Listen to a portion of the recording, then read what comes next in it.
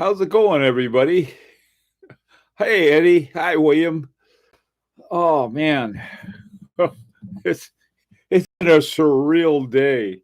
Uh, we got our weatherman has been at home hunkering down in his, his apartment with his cat and telling us we're not going to have any snow.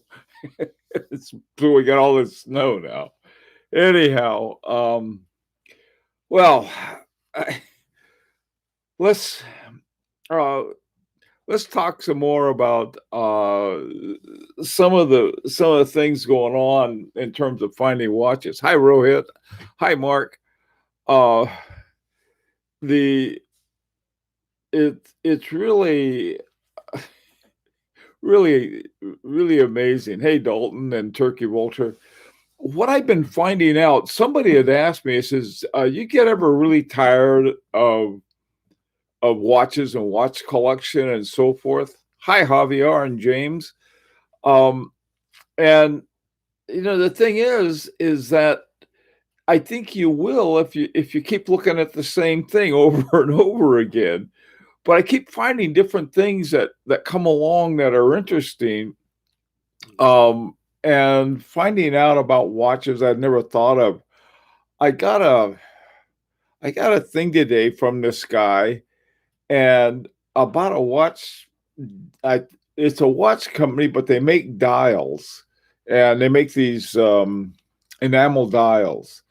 And so I thought, well, I'll find out about that. And they're right in my neighborhood. I mean, it's like it was like when the rep for H. Moser for the United States, he was just up the street. So that same thing happened. So after all of this quarantine is finished, I'm gonna try to get together with the guy and do do a video on him and stuff. So all kinds of stuff are happening. Hi, bud. Um, and and so it's really been very interesting. Let me ask you: is the yeah, I do, Eddie. Well, sort of near him. I mean, it's like I don't know about 10, 15 miles. I mean, like for the whole United States, that's pretty close. Um, Oh yeah, got on my. I don't know why I thought this was a good snow watch, but I did. I think I thought, well, this is a good snow watch because it's got a bright white dial on it. This is my Kristen Vanderklaw Series 74. Okay, hey Abdul. Let's see. Uh, yeah, Chopek and H. Moser, and now this other one. It's something. They make these really elaborate enamel watches, um, and some guy, I don't know who he was, and he said, "Hey, Bill, could you do something on these guys?" And I'll take a look at it, and then I got the same guy on a totally different video said, "Oh, would you?" I don't know. Maybe he works for him. I don't know. That's okay. So I sent him an email through their thing. One of the things I found out, if you email a lot of these companies, especially the small ones, what happens is that they don't get around to reading the email that they get from that for a couple of days. Earlier last week, as a matter of fact, I got a thing from one of the reps from Tutima, who lives in New York City, and I guess she was part of their promotion team. So she sent me pictures of a couple new Tutimas they had, and I said, and it was said, you might be interested in doing a little thing on that. I thought, yeah, that would be interesting because uh, when I talked to Rolf Lang when I was in Dresden, he found out that he did some things for Tutima, including, I think, making minute repeaters something incredible. Rolf can do just about anything. So all kinds of these weird things have been happening, and they're not weird, but they have to do with watches. And so I'm looking at one thing, and sort of got it figured out, and looking around, and then something else comes up. So I think that one of the things that makes watches an interesting hobby is there's so many aspects of it and so many parts of it that I don't know about. And if there's something I don't know about, I like to find out about it. And, so I don't know. It doesn't really have a situation that, I'm not, really interested in. One of the things is the same thing with computers. When I got interested in computers, initially it was all hobby, and then I started writing books on it, and then it became work, and then now it's just sort of like part of it. But back in the old days, with when I had my first computer, we had to write most of our software, or there wasn't any. And I had one of the early Apples, and I think I was waiting a new drive on it, so I had to use a tape recorder. So, long time ago. So anyway, so the answer to the question is, do I ever get tired of watches after doing a whole lot of stuff with them? And the answer is, not yet. How about you guys? You ever get like, going around and saying, "Oh man, this is dumb. I think I'm gonna take up flower arrangement or something like that." Hey, 90 knots, you made it. You're at the beginning instead of the end. Crappy, how you doing, man? How's that new watch of yours? Uh, oh, let's see. What's going on? Hey, Mark, Kosmala. That's a cool name. A lot of people have regular names that are really cool, and then they have the other ones that are, the ones they use for, I guess, icons or whatever you want to call them. I think that's neat. There's another Mark. We got two Marks right next to each other. We got Mark Kosmala and then Mark the Mark. Hey, Clyde, how you doing? My Corona. Yeah, you having it with a lime. Okay. So I haven't hit the bottom yet, right, Mark? You got a long way to go. I think we all do. Is there, if you're interested in one aspect and you really sort of get to know it, and then you go off to another aspect and you get to know that, and I don't know. I was talking with a guy today sent me the most interesting email about his experiences with the Powermatic 80. He said, "Well, I saw your video on the Powermatic 80." And I thought, "Uh-oh, he's gonna got one and had some problems with it, didn't it?" It was really interesting.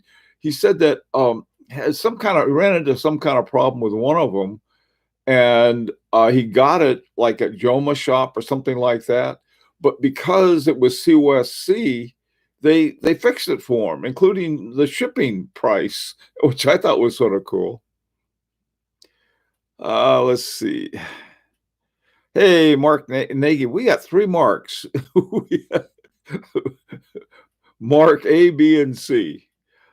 See, I started wasting money on fountain pens. Oh, yeah, I used to do that too for a while. I switched back to watches and get more enjoyment from watches. Yeah, I used to love Pelican pens. I was really into Pelican for a while.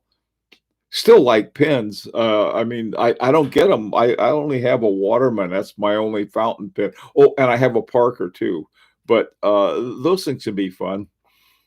Uh, Fahrenheit, let's see. In-house does not equal quality. It's a horological buzzword of the decade. Oh, yeah, you're right. I think where it becomes important is I can't imagine an FP Journe without something that he made, where you have a watchmaker like that. On the other hand, you can find, I mean, like my Harry Winston has movements. Part of it is by Gerard Perregaux, and the other part is by Agenhor. And so, like, those are two really good movements. So you can have ones that aren't in house. And a lot of things, a lot of companies are using Vossures. Let's see, fair point. The thing about this is a big thing about in-house, as far as I'm concerned, with a watch company. It shows a certain commitment. You've got to invest a lot to develop your own movement. And if all you're doing is throwing movements into cases, it's a little different. That's something that for those of you who are members of our pretentious watchmakers, you know what that's like. Uh, oh, it's been a long time, Mark, about 25 years ago or so.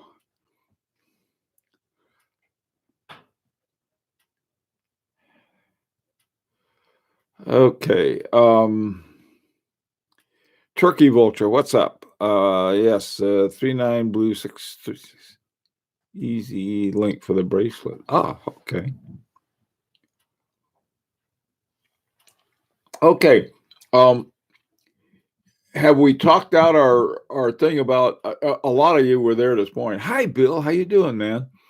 Um, a lot of us had talked about the that chart that Phil Orlogy made. And I was just wondering if you had any more thoughts on it, what should go there or not. Oh, let's see. Roth, porcelain deals have started to interest me lately. Oh, I'm sorry, Rohit, porcelain dials. Yeah. Porcelain dials are really something I think right now, and I went looking for porcelain dials because I was going to put them in my own watches, and there are lots of them in the older pocket watches. So that's one place you might want to take a look at. Um,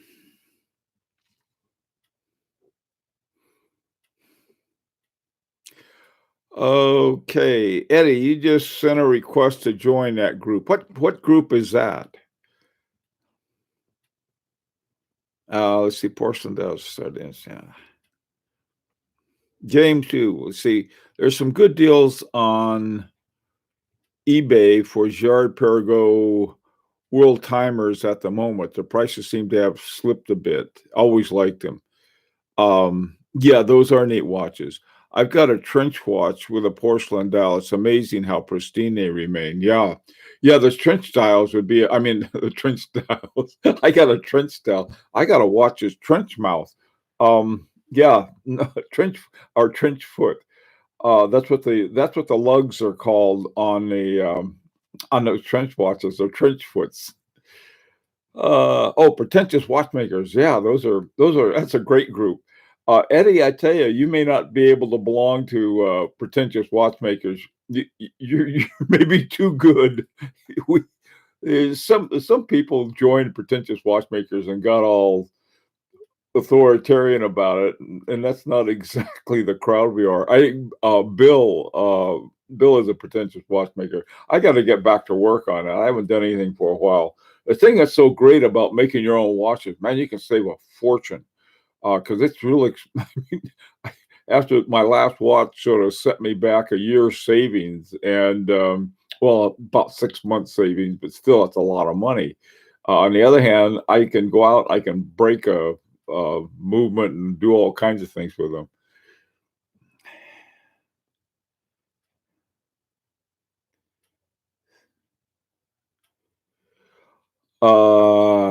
Center second. Oh boy, good deal on a Beauvais 1930 or a Moser center seconds. Man, they're if you want a 7-day mark, that's you can't make a bad choice there. You really can't. That's a good question too, because there are two watches I really like. Um, the um, the center seconds is, I don't know. This is one I really like a lot, and if the movement, you can see a little more of the movement. And but I tell you, I love my the other one too, the 1930. So either one of those is great for a 7-day, in my opinion. Aren't most trench watches converted from pocket watches? Rohit, I think you're right. I think you're absolutely right about that. There were some that were made in World War One. There were some of the very early ones, and they pretty much look like converted pocket watches. Let's see. Don't count out the Moser small seconds. Yeah, the Moser small seconds is another good one. I agree, Clyde. That that is essentially my Moser small seconds is my double hairspring, because essentially what that is a shaped movement, a tornado shaped movement with a double hairspring, but it's, at the root of it is the same. I think it's a, I forgot the number on it, the movement number, but they're essentially the same one with modifications for the double hairspring, and of course with the tonneau shape.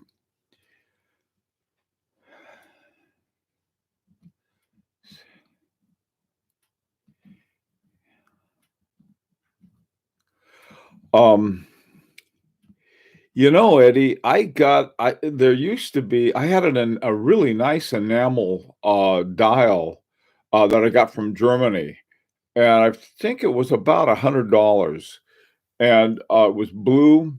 It was one of the first watches I made, and it was one of my favorite. And I sent it to a friend, and I don't know whether his collection is so good. This I don't know if he'd ever use it or not.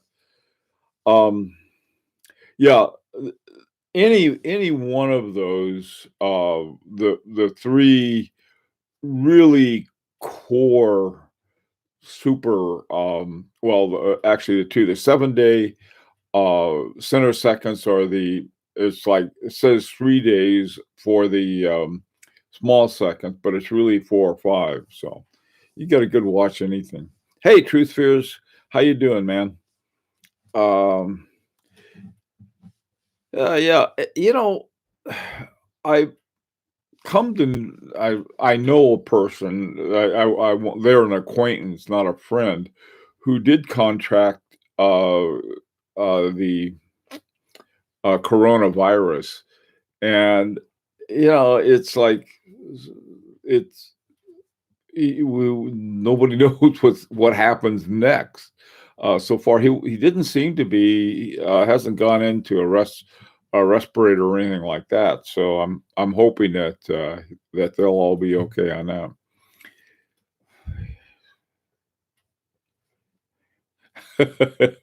Good mark. Yeah. No, we can have as many marks as we want, and there are a lot of there are two different spellings too. Some in with a C and some in with a K. Um, Keep an eye out on eBay. You occasionally find a good deal on a Hebdo. Yeah, Hebdo is another one. God, those are nice watches. I saw one the other day. Doggone it! If you look at a lot of watches and you sort of vulturing around, just looking for something that that you could pounce on. I saw a Hebdo, and I forgot where, but that's what the fun part is sort of discovering it. What about the Parmigiani? Yeah, those are a good buy if you can find them. They they're I think they're an especially good buy. I'll put it that way. And if you can find them, though, they had um, the thing about the Hebdos, if you can get them in steel, they generally are fairly affordable. In gold, they go up quite a bit because those are good sized watches, and there's a lot of gold in them. Okay. Autocorrect. Hebdos are great buys sometimes. I found a few sellers that were selling them because they needed a service, though. So always factor into the price, especially these days. Mark, you like the Tonda. There are a lot of different Tondas. My Hemispheres is a Tonda. The one I liked the best was that 1950. Somebody had one today. Have you seen that Tonda 1950? That's a beautiful, beautiful watch. It's really a nice one. I mean, that's kind of thing that someone might think of getting instead of a Calatrava or a Patrimony or something like that, that are sort of fairly standard dress watches. But I like the Tonda. That's another. It's really a beautiful one. The same thing with the both the small seconds and the center seconds on the H Moser. There's uh, great ones for really nice dress watches. Yeah, Tonda 1950. That's the one I like so much. Very good year. Yeah. Yeah. Yeah. Yeah. What do you want to know about 1950? Oh, uh, okay.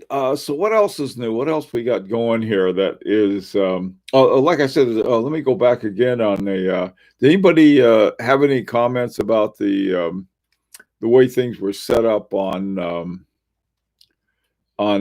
Fell's little hierarchy he set up? Did anybody take a look at that since we talked? Well, some of you were here this morning. We talked a lot about it. I thought, well, since a lot of same people are here, I'll leave it up to you. 1950 Loon is absolutely gorgeous, but not many deals on those. There was there's some of those are, I think they're award winners, something like that's really hard. Crown and Caliber is dropping price on many popular brands. Yeah, there was a site somewhere that normally doesn't do it, and they had 10. Oh, I know what it was. It was Federico. Federico said there's 10% off of everything today. Sounds good to me. Hey, Abdul, what do you think about Richard Mille, Urek de, de, de Bethune? Sorry. Gearwell Force will be on a on the horology map. Well, I think that Force and Bethune will be at the top. Richard Milne, that's an enigma to me. It really is. They cost a fortune, but I really don't know why. I really don't know what horology is in those watches to make them so expensive. Matthew loves them. He thinks they're great, and he knows about watches. So I don't know. They're not for me. Urek, I don't know. They some of these watch companies seem to go sideways. Urek, they used to be a real big deal, and I haven't heard too much of them lately.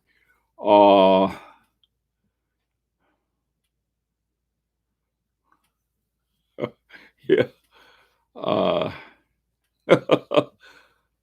why is Lang on a lower tier compared to Patek Philippe? And I don't know. I think that Patek Philippe and A. Longa are definitely on the same tier. Some Richard Mille have Vasseur movements. Yeah, I wouldn't be surprised. Vasseur is a good movement. I tell you something I found out after really digging a lot.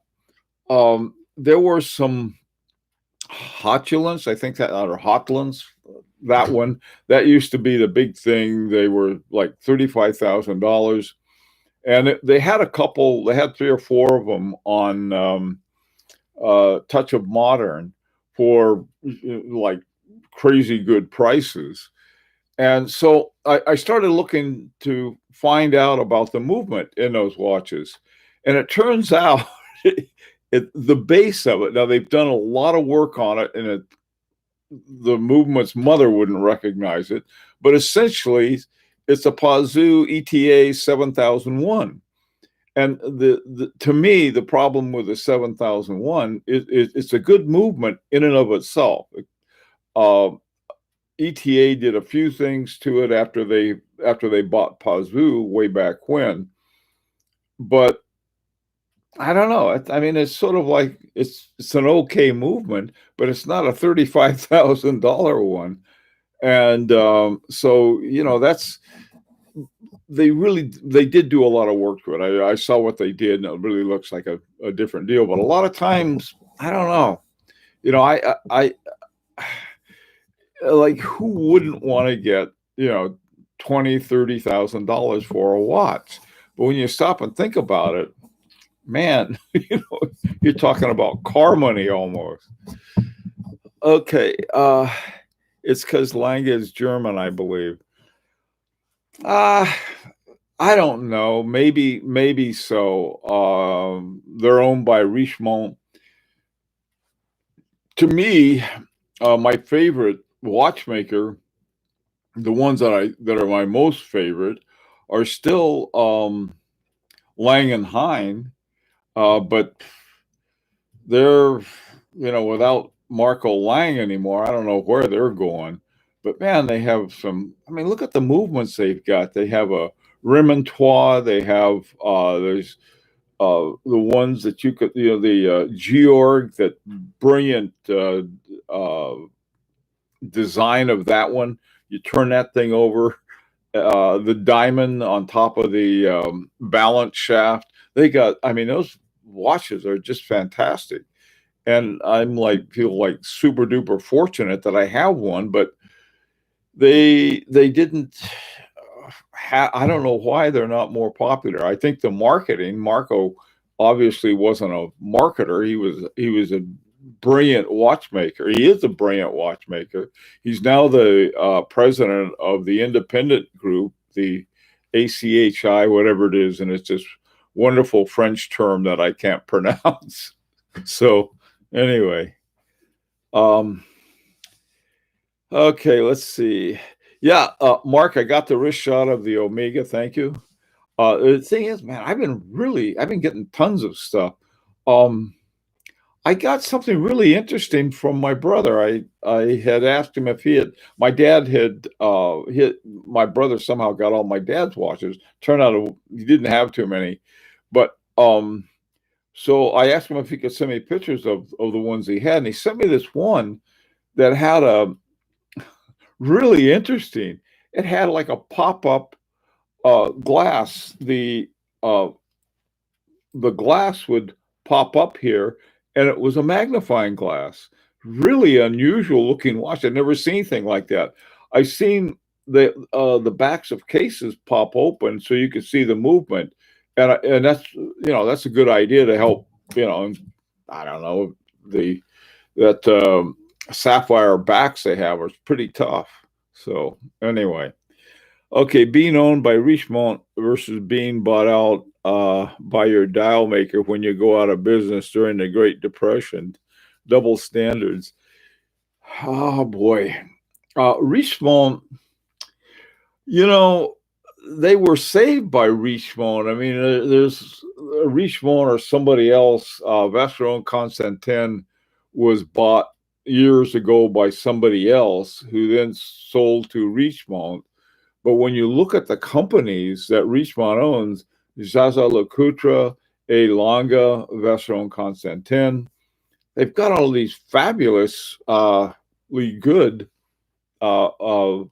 watches. And so, you know, it's like, are they making good watches? And the answer is, yeah, they're making great watches. So it becomes like, yeah, they're probably under some kind of corporate direction. And I don't know.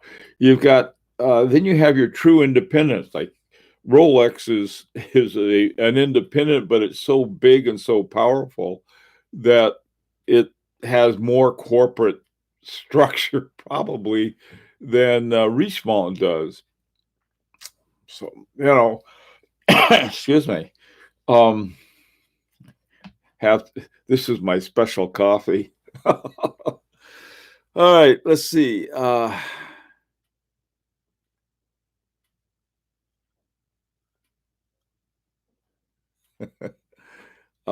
So you sent this.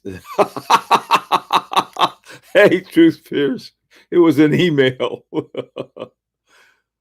Okay, all right. Well, guys, listen, I hope everybody is staying well. And I'm going to try to think of something really fun that we can talk about tomorrow until we're out of this, because this is what is tomorrow? Tuesday. I don't even know what day of the week it is anymore. So anyhow, got to run, and hasta luego.